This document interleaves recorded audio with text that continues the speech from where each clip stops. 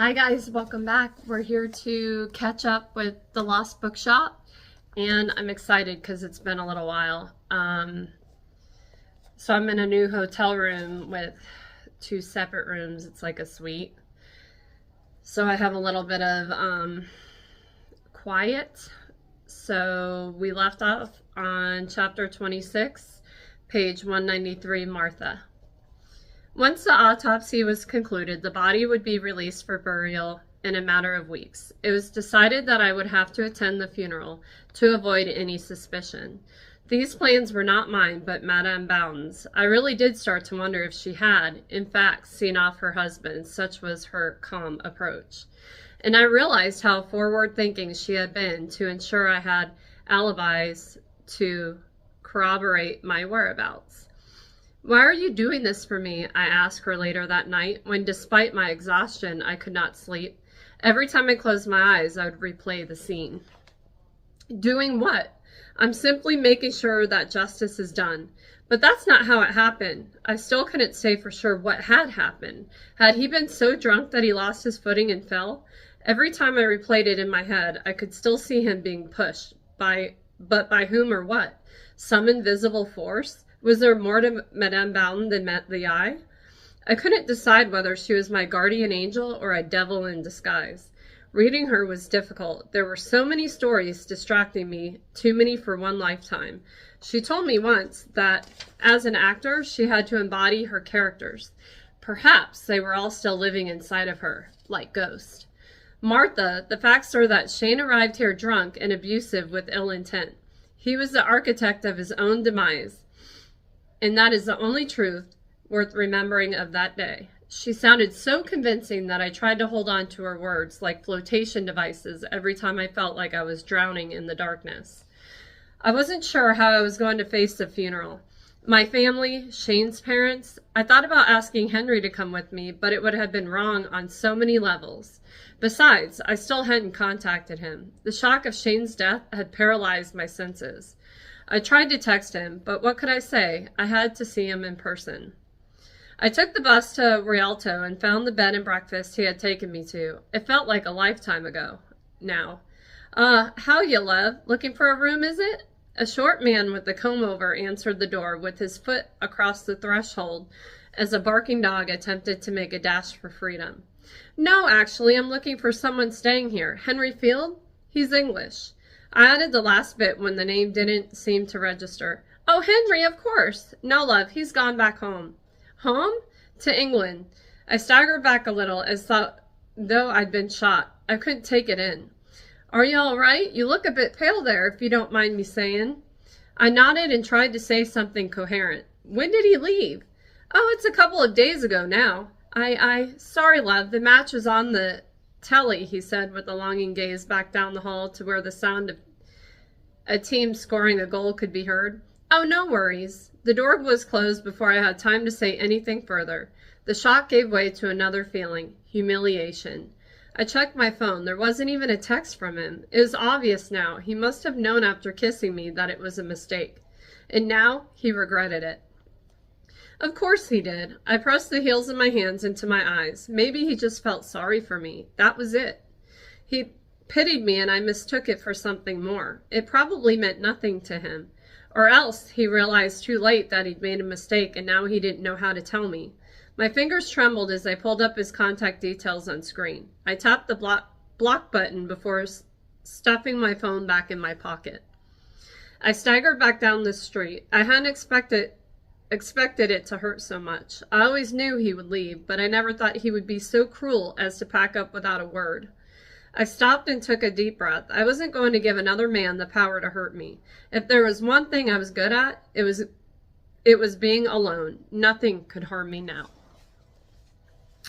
Time passed erratically. I would lose entire days to flashbacks and memories, then find myself jolted forwards into a reality I could scarcely believe was happening. Being back in the village was a shock to the system. Being back in the village for my husband's funeral was another thing altogether. It felt surreal. People had always thought I was a bit off. I tried to act like everyone else, but I could never quite fit in like other people did. Never really felt like I belonged there. Shane's mother ran the local supermarket on her own after his father's death, and she was often described as a pillar of the community. She had always treated me well, if somewhat standoffishly. She knew there was something different about me, too. Or maybe she knew their son better than she let on, better than I did. Maybe she saw the bruises and wanted to keep me quiet. She couldn't have a scandal like that ruining her reputation or her trade. And I silently went along with it. I didn't want to disrupt things either, and somehow believed that I was partly to blame for it all. I must have been doing something wrong. Reading her, all I could see was a woman who loved her family to the point of blindness. Madame Bound had offered to accompany me, but I didn't want her there. I was embarrassed by the town and everyone in it. I just had to get through the day, and it would be all over. At least that's what I told myself. I was in a black car with Shane's mother. Well, I hope that job in Dublin was worth it. Sorry? What kind of wife would put a job before her husband? She had been staring straight ahead of the road, but now her red-rimmed eyes were trained on me. I didn't. And my poor Shane, he'd never stand in the way of your dreams. Said he didn't mind if you were away for a few months. Oh, but he was so looking forward to bringing you home with him. He hadn't told her I'd left him. I took a deep breath in. Of course he didn't tell anyone.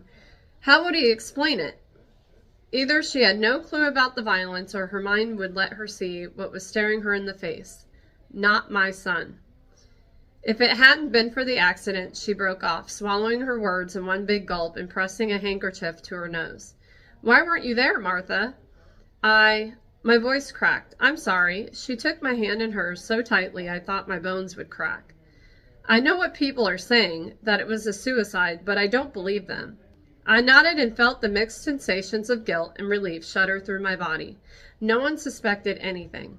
The day passed by in flashes, like some kind of avant-garde movie.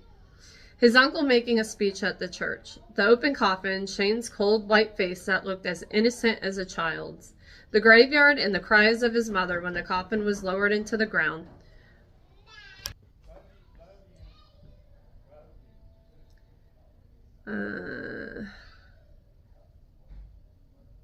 The hotel afterwards, and his friends retelling the story of how Shane and I had first met. Love at first sight. My two brothers toasting pints, saying what a sound man he was. Always fixing their cars at mates' rates. Never missed his turn paying for a round of drinks.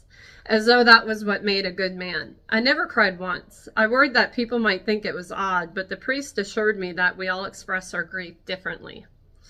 My parents offered to drive me back to the apartment I had shared with the man who almost tried to kill me.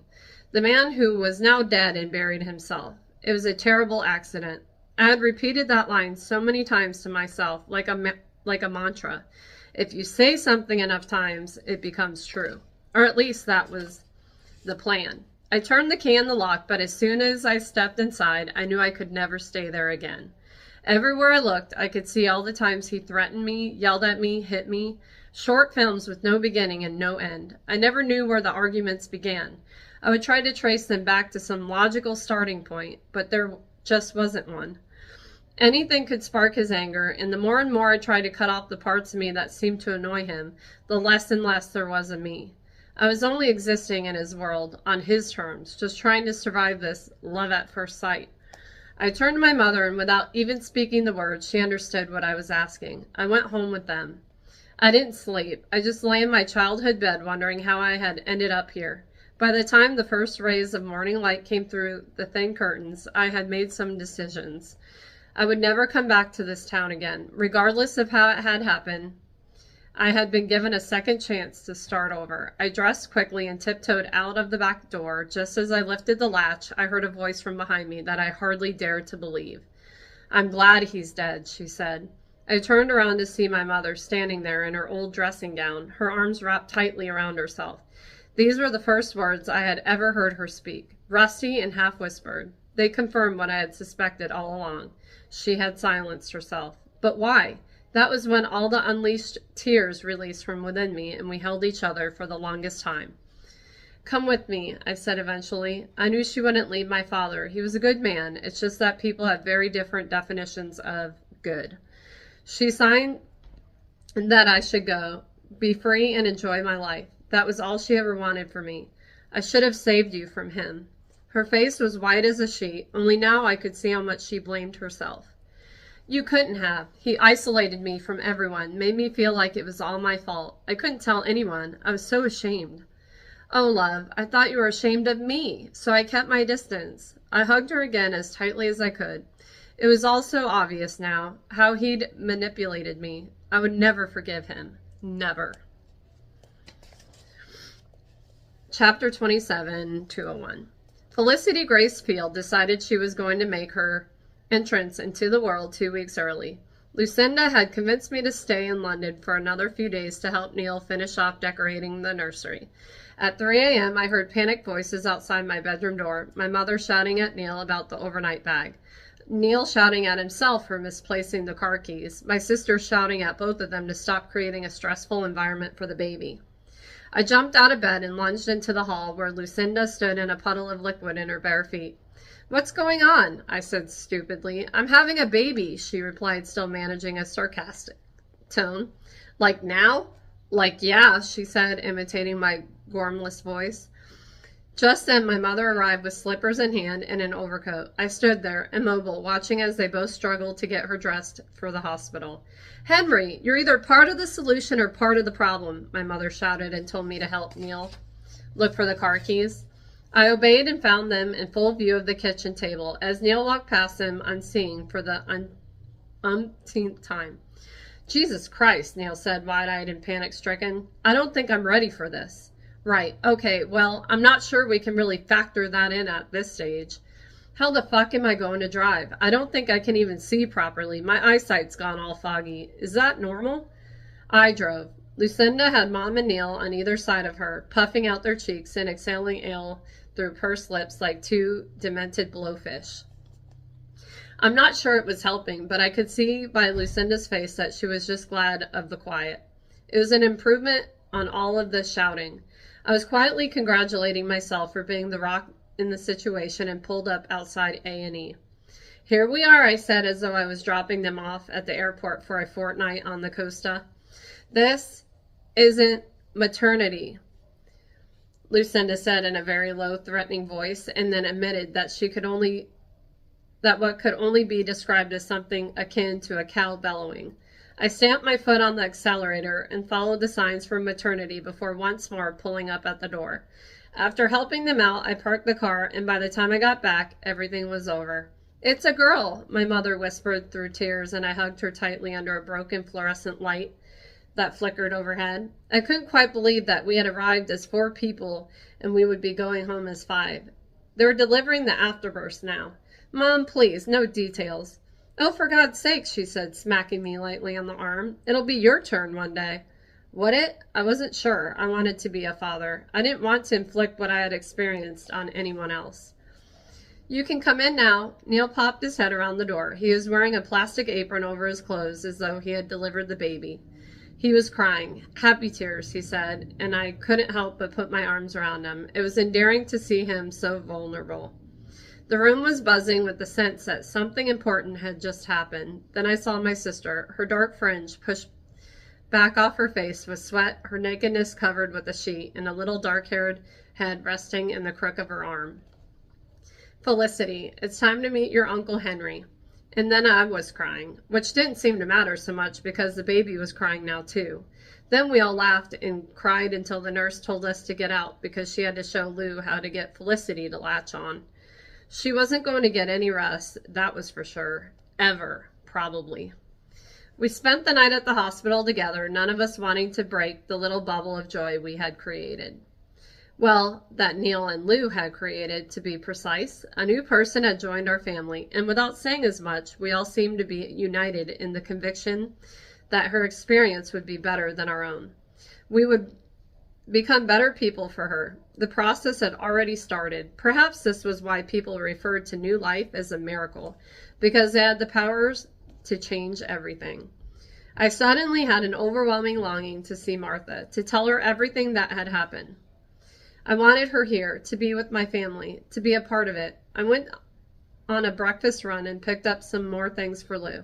Basically an excuse so I could call Martha, but there wasn't even a dial tone. I told myself that her phone was switched off, Simple explanation. While waiting for the coffees, I sent a string of texts with baby emojis, which was so out of character she might have assumed I had been kidnapped, and it was an attempt to communicate my location. Yet, as the hours passed and there was still no response, I started to feel like something was wrong. I had explained everything in the note that I'd left, but maybe she changed her mind. Maybe I was coming on too strong. I was still second-guessing myself when I walked back into the delivery room and almost bumped into someone. A man. My father. What's he doing here? Henry, it's okay, Lou said.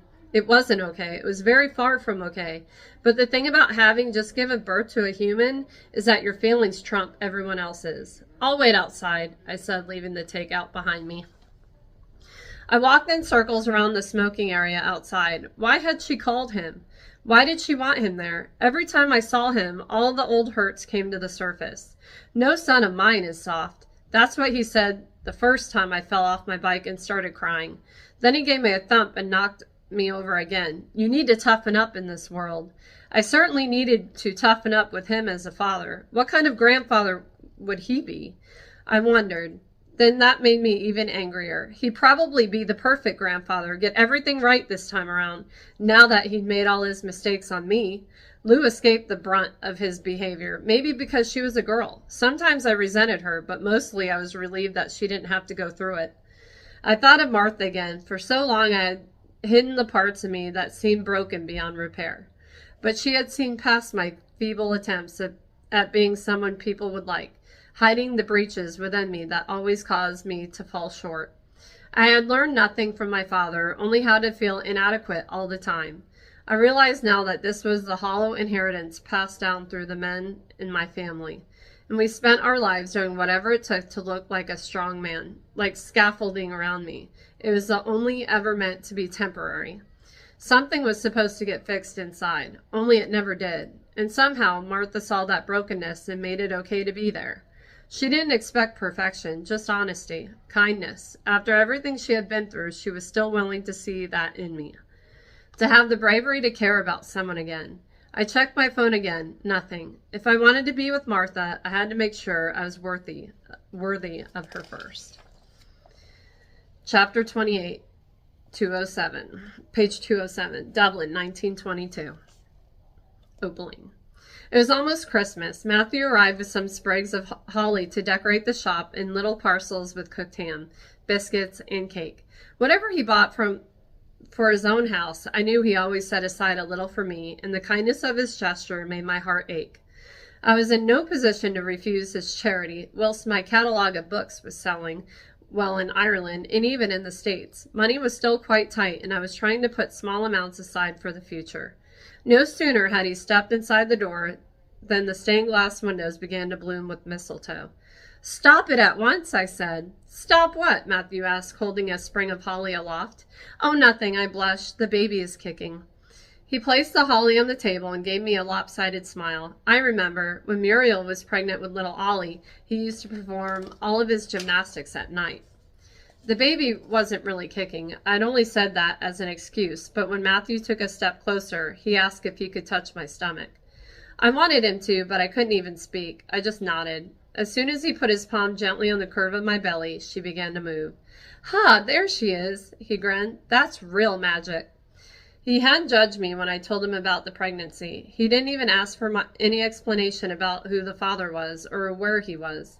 He simply asked if there was anything he could do.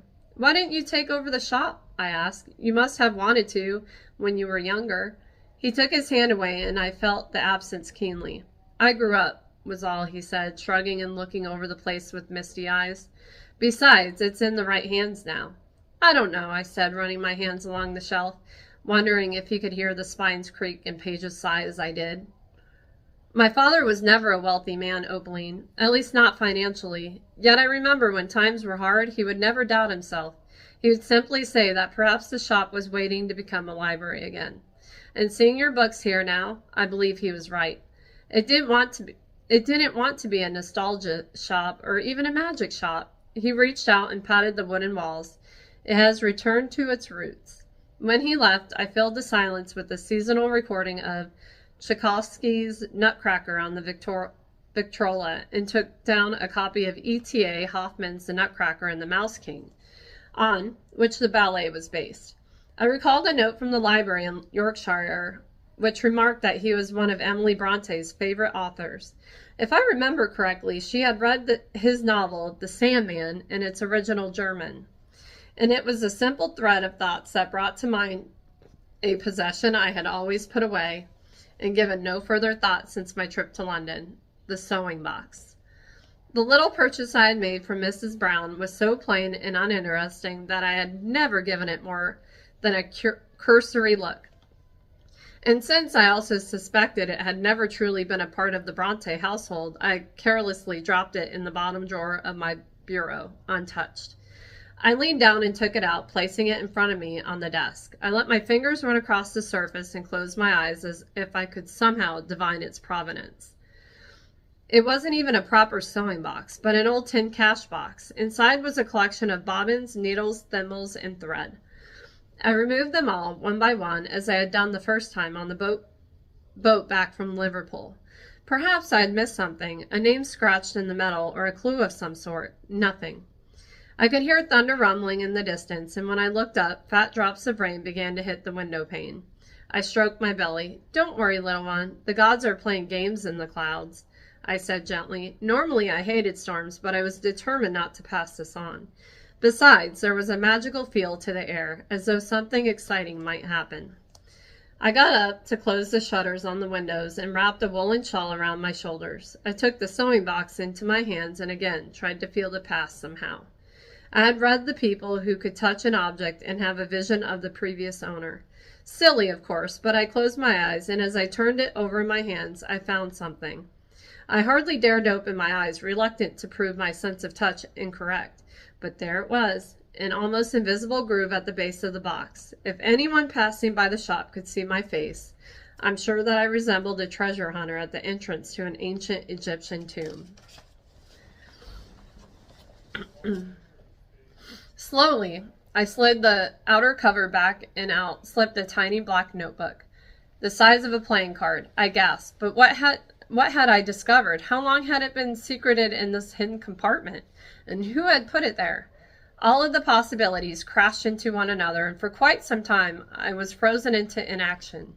I hadn't even realized how my hand pressed hard over my beating heart while my head bent low to the desk, as if the notebook would somehow speak to me. While I savored that delicious moment just before the unknown becomes known, I could delay no longer. My curiosity was at its peak. I reached tentatively for the cover and began to carefully open it. It released a dry, woody smell. Immediately, I imagined a young woman scribbling notes by the fireside, as though its fragrance was still imbued with the environment in which it was created. 1846. I have devoted an entire lifetime to escaping the confines of this wretched place, only to find myself further entangled in its gnarled roots and oppressed by its looming towers. I am now satisfied that no one born on this land can wipe the dust of it from one's heels. I held my flushed cheeks with the palm of my hands. Was this it? What I had been searching for all of these years? Runwell Hall is a specter that haunts us from one generation to the next. I was almost too afraid to touch the paper. I had some irrational fear that having survived all these years, it might somehow crumble in my hands. I searched the drawer for a magnifying glass as the script was so small and squashed on the page, it was difficult to make out. I brought my desk lamp closer and leaned over the little booklet. The black ink was messy and words were crossed out with new ones pushed out into what remained of the margins. Having viewed some of the sisters' original diary entries at Haworth, I felt sure that this was a penmanship of Emily, but I would need to have it authenticated, unless... That was when I spotted it, a minuscule signature, EJB. It felt like fireworks exploding in my veins. The baby kicked, the air crackled, and a whooshing sound went through my ears. Was this the second novel, or at least a drafting of it? My head felt light and my feet tapped a jig on the floorboards. I closed my eyes and traced the joy on my face with the fingertips and tried to commit it to memory. My heart was beating against my ribcage like a bird at the window. I read on. With the death of my father and the forced liquidation of my debts to my creditors in London, I was now returning to the estate in Ireland. An impervious gloom haunted every corner of its cursed country, and a week of driving rain had soaked the ground and reduced it to mud. Famine ravaged the land. The text became unreadable at this point, and the next paragraph seemed to jump ahead of sequence. This would be my penance, my banishment to this hellish place. I passed through 2 great pillars and entered the avenue that swept up to Renville Hall. Lined with towering yews, it had a singular tranquility that was tinged with terror. On my one and only sojourn in this place as a child, I recalled the old house servant speaking of specters and ghouls that lived in the woods beyond. The house stood strongly defined against the dark sky. The gargoyles that came into view at the front-facing aspect of the gray fortress of a house stared down through the afternoon mist in delightful horror. It was night, and the candles were lit as I dined alone on a passable meal of turbot in the dining room. A ferocious storm raged outside, driving the rain in sheets against the window, when all of a sudden lightning flashed and I saw her face out the window. I ran to it and loosened the latch. A flame-haired girl, soaked to the skin, wearing a plain white dress that clung to her fragile frame like a winding sheet. She was deathly pale and did not struggle when I pulled her through the window, and we landed on the floor like 2 drowned pups. Her skin was translucent, white as a ghoul or a vampire, and yet her beauty was like nothing upon the face of God's creation. Furious barking of a mastiff, my father's old dog, bounded into the room and had her pinned to the floor, his eyes glowing and his fangs protruding. Helsig! The hound stood down at my command, but continued to bark fiercely at the girl. Who are you? I asked. You are trespassing on private land. The remark served to inflame her passion more brightly. She spoke to me then in the native tongue, a curiously expressive and fierce-sounding speech that left me in no doubt as to the message, if not the exact meaning. She folded her arms then, and with a haughtiness hardly warranted by her station in life, she took a seat by the fire. Her cheeks grew red by the glow of the fire, and weak as she was, she fell into a soft slumber. I sat there for a time, studying her features while she slept. For the first time since my exile from Paris, I ached to draw, to paint. Being tormented by a love of art, but not possessing the talent to succeed at it, had yielded nothing more than a reduction in my pecuniary resources. Yet here now, it felt as though her spirit was at work within me, challenging me to capture it on the page. In sleep, she surrendered her wild beauty, which, like the landscape that bore her, could be both heaven and hell. I grew frenzied in my attempts to capture her likeness more faithfully still. Every draft seemed to bring me closer to something I had been lacking in all my years at the easel. I was bewitched by her. Harnessing my passion, the bristles of my brush scratched feverishly against the linen canvas. I decided that no matter how long it took, I would create my masterpiece while this longing to possess her tore at me. My body ached. The night turned to morning and night again, until finally I stood back and saw. I had my rose, all in bloom on the canvas. It was then I saw that she was still as the grave. Running to her, not believing the horrible truth, I touched her face, cold as marble. She was dead. I realized I had been clutching my blouse tightly at my chest. It was real. I had found it. I jumped up from my seat and then sat down again. I let out a shriek, then immediately wondered if it could possibly be true. Was this an excerpt from Emily's novel? My heart felt as though it were a balloon about to burst. I clapped my hands over my mouth, breathing excitedly into them. It couldn't be, could it? Was I still in my little shop reading what would be the greatest literary discovery of modern times? I placed one hand on my heart and tried to steady its beat before reading it again.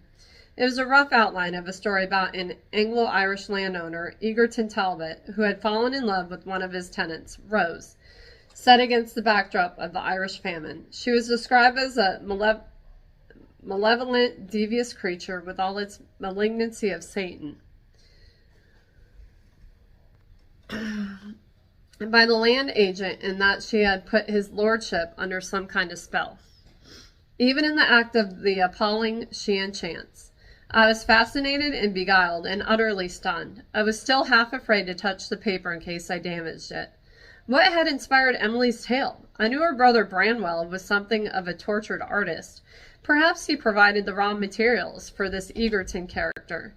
It was also he who around that time had visited Liverpool, which was thronged with starving victims fleeing the famine. Their images depicted in the Illustrated London News, starving scarecrows with a few rags on them, would have been known to Emily. Some scholars even argued that Heathcliff himself, a dirty, ragged, black-haired child who spoke a kind of gibberish, was Irish and labeled a savage and a demon.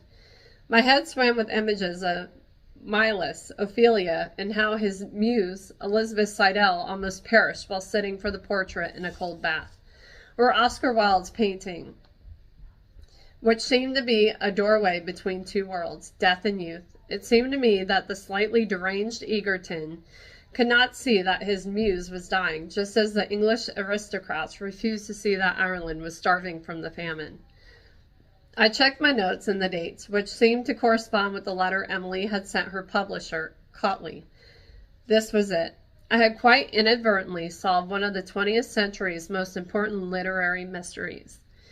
I couldn't wait to tell the world of my discovery. I went back to my desk and picked up the receiver and then quietly replaced it. This was a rare moment. Nay, a once-in-a-thousand-lifetimes moment, and it was all mine.